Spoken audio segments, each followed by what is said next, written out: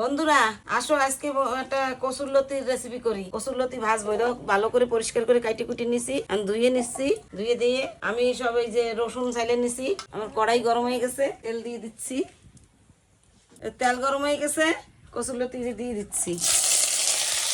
পেঁয়াজ রসুন দিয়ে দিচ্ছি, স্বাদ মতন নুন দিয়ে দিচ্ছি। একটু শর্টকাট রান্না, হলুদ দিয়ে দিচ্ছি। এখন ভালো করে নাড়াই চাড়াই মিলিয়ে দিচ্ছি সব। এই যে মিলানো হয়ে গেছে, এখন একটু ঢেকে দিচ্ছি। অল্প একটু সময় একটু ঢেকে দেবো। তো এখন আমি ঢাকাটা উঠাই দিচ্ছি। বেশি সময় ঢেকে রাখলে কসুরলতি একদম ঘেটা ঘেটা হয়ে যাবে। আর এই কসুরলতি ভাজবো, একটার সাথে একটা লাগবে না, ছলা ছলা থাকবে, ভালো লাগবে খাইতে।